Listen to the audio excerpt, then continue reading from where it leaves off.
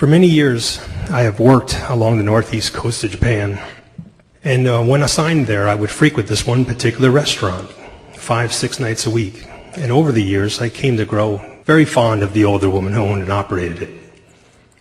She didn't speak any English, and I didn't speak any Japanese, but we shared a friendship just the same. Upon arrival, I would always slide open her door and take a half step in and look at her, as if to say, "Hey, Mom, I'm home." And she would greet me with this warm and welcoming smile. She was always happy to see me. And she knew what I was there for, the same thing every time, her amazing pan-fried chicken dish. And she was a motherly figure to me as well. She was always giving me extra things to eat, and just generally a very nice woman. I would stop there so often after work just to rest and relax, yet I never knew her name or the name of her restaurant. We all referred to her fondly as the Chicken Lady. Her restaurant was located just south of the FUKUSHIMA Daiichi nuclear generating station, where in 2011 I was working as a field engineer. When you walked through the gates of the Fukushima nuclear generating station, it resembled a botanical garden. The landscaping was immaculate. There was well-manicured lawns everywhere, and the trees were pruned to perfection to resemble these large bonsai. And the reactor buildings themselves were painted sky blue with white clouds on them, and it was always my favorite place to work. March 11, 2011 was a beautiful sunny day there. My crew and I were working inside of the Reactor 1 turbine building, a huge rectangular shaped building, similar in size to an international airport hangar. And at 2:46 in the afternoon, I had a young man overhead in the crane as an operator, and 10 of us, including myself, were in a very well-defined, contaminated work zone, and we were dressed from head to toe in our protective clothing, when suddenly it felt like someone took a very big hammer and hit the foundation of that very big building. And I turned to my crew and I said, "Earthquake."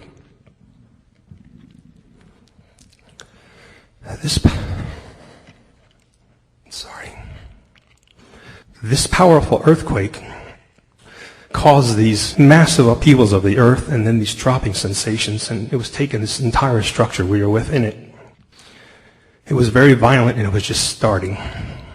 I was trying to navigate my way around my crew the whole time, keeping an eye on this young man in the overhead crane, and he was taking the ride of his life as this crane just hopped on its tracks and crabbed, and it was really difficult to watch. The concrete floor and walls around us began to crack, and sections of ductwork were coming down, but the lights were dropping everywhere, and this huge, vast space that we were in quickly filled with what I first thought was smoke, but it was actually this thick cloud of dust that was being thrown airborne from this huge structure, getting the living hell shook out of it. And, you know, we were all right there on the borderline of panic, and the lights, we lost the lights, the power to the lights went out, and we were in the pitch black. And this really scared the crap out of all of us. Two young Japanese boys came to me and grabbed a hold of me in the dark, and I had this one tall kid on my left, and he had his arms around my shoulder, and I had my arms around his back, and the other guy was on his knees, and he had his arms around my waist, and I had my hand on his shoulder, and we were squeezing each other with every, jolt that this thing was throwing at us. And we were huddled up, 3 grown men, like 3 little boys, and I began to pray earnestly aloud for all of us. And it appeared that the Japanese boy on my left was praying in Japanese, and we were standing just yards in front of this massive turbine and generator, which was spinning at 1,500 RPMs, being driven by the steam coming right off the reactor right off the reactor, unit 1 reactor, and it was at 100% power. And the sounds that began to come out of this turbine catch my attention, and I start to realize that it sounds like it wants to come apart, and it's going to explode, and it's going to pepper us against the walls. But as if to galvanize and confirm my fears, I hear my American coworker from afar in complete darkness scream, it's going to blow, it's going to blow. And I recognized the terror in his voice. And I stopped praying and I went to a psalm. It's 23:4. Though I walk through the valley of the shadow of death, I fear no evil, but I couldn't get through it. I broke down in the middle somewhere and I just surrendered and I asked, let's just please make this quick. So we wrote it out into the darkness. I mean, we were frozen there. We could feel it and we could hear it. We could smell it. We could even taste it. We just couldn't see it. And about 5 minutes into that first quake, we catch a break, and the light circuit came back on, but there was only a handful of lights that had survived the quake, but it was enough light to see again. And we were able to get the young man out of the crane. He was in rough shape, but we headed for the door. And I made sure I was the last one out because, this was my crew and I was responsible for them. And I took one last look back at the millions of dollars worth of equipment and tooling that I had cared for since 2008. And I just knew I wasn't going to see any of that again. And we finally get outside after many obstacles. And we're outside and we're jumping across cracks in the roadway. And we get to a point where we have to split. And I have to head up this long stairway up this hillside to where my rental car is parked. And when I get up there, I realized that the power of this quake had shifted all the parked cars and pinned mine in. Mine was blocked. And I took this time out and realized that my heart is beating out of my chest and I'm not breathing. And I just start concentrating on, getting my heart and lungs back in sync. And I'm looking down the hillside and there's a freighter in the harbor in front of Fukushima. And there's deckhands running around it, and there's black smoke coming out of it. And I remember thinking, well, this must be, the procedure during an event of this magnitude. And then it struck me, are they taking precautions against a possible tsunami? And I watched them cast off and get out of the harbor and head out into the Pacific due east. And I'm on top of this hillside now, and I'm working on my breathing, surveying the damage all around me, which was staggering, and these so-called aftershocks, which are actually earthquakes, and they were high on the magnitude scale, which just kept ripping through and just rattling my nerves, and the earth around me is just distorting like jello. And I look back out to sea to eyeball the freighter. He's a mile or so out, and I see this wall of water coming in from the horizon, as far north and as far south as I could see, and it was just a perfect wall of water. And I watched that freighter go up the face of it. And I thought he was going to roll and capsize to his starboard, but he cut over the top of it. I don't know who I was talking to. I was alone up there, but I was talking to Mother Nature or God himself, but they both heard me when I shouted across the Pacific at this thing. You got to be fucking kidding me, I said. And I watched it crash into the coastline below me in the 4 reactor buildings, and I stood there in horror as the tremendous power and force of the things just snapped everything with it and just took everything in its path with it. And when it hit the coastline, it had nowhere to go but uphill towards me because there was a lot of water behind it. It just continued to push, and I started revisiting that same feeling of doom I just had 20 minutes earlier in the turbine building. And my thoughts shifted to all the low-lying communities north and south of me there, the ones I was so familiar with. And I'm on top of this hill, but someone certainly must be in trouble. And it was a feeling of helplessness. And something happened to me. I went into shock. I felt like I was in this glass bowl. I could see through it. But the inside of it was filled with this like gaseous fog of disbelief. And I watched 2 more smaller tsunamis come in on top of the first one, only bringing the water up higher. And finally, it all started to recede back down. And it got to the shoreline, but continued out. And the whole Pacific there receded out to sea 1/4 of the mile. That harbor completely drained in front of my eyes. And I was looking at seabed as far north and as far south as I could see. But with that came this wild weather front from the highlands behind me.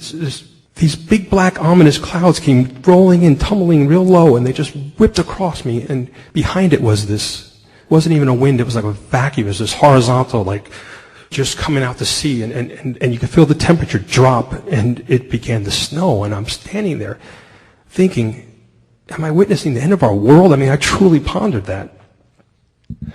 I take this long, dazed walk off site, and to this day I cannot remember the walk, but I get off site to our office, and I start to recognize groups of my coworkers and familiar faces. And when I saw them, I I stopped and I turned around and turned my back to him and broke down again.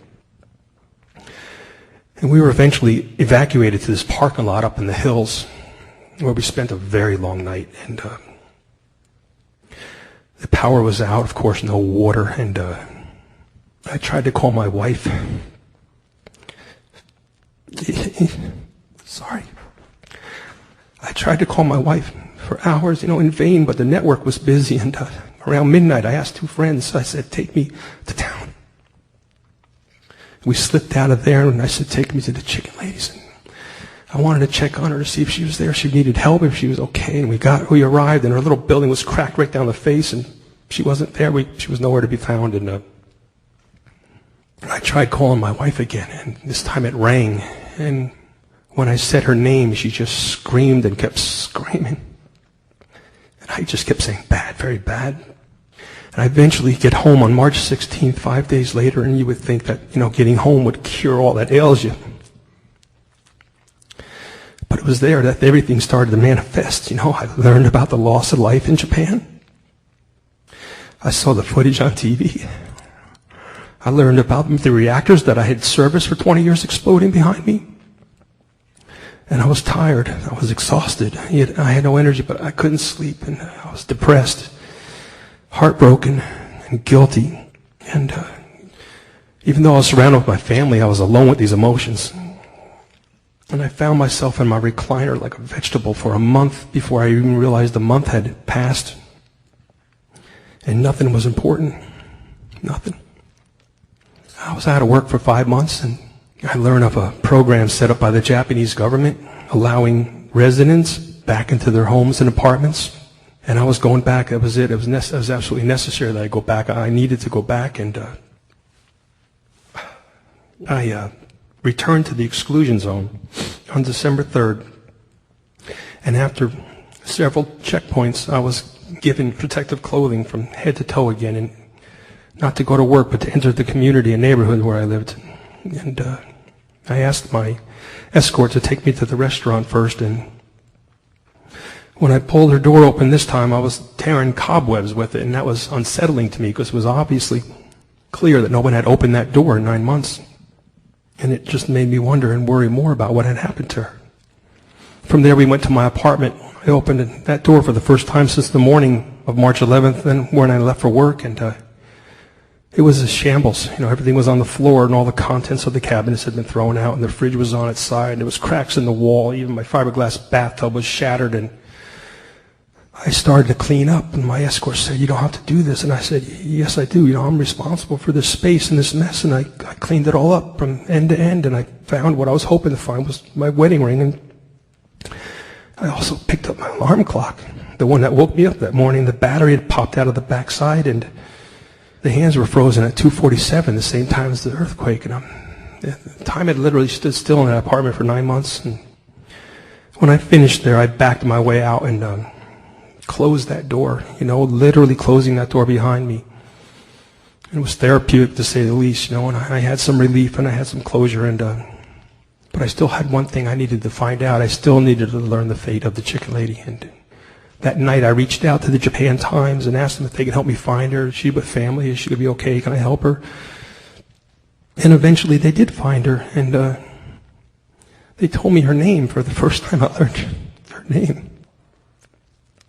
And it was Owada. Owada is her family name, Mrs. Owada-san.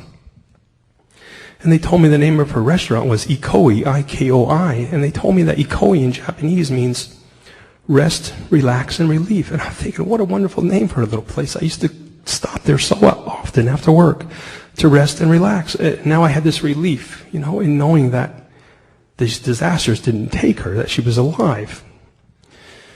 And then finally on February 19th, 2012, Mrs. Owada-san sends me a letter.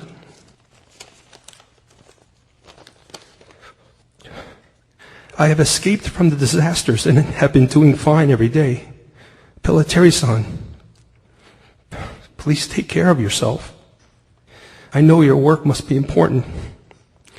I hope you enjoy a happy life like you seem to have when you came to my restaurant. Although I won't be seeing you. I will always pray for the best for you. Arigatou gozaimasu.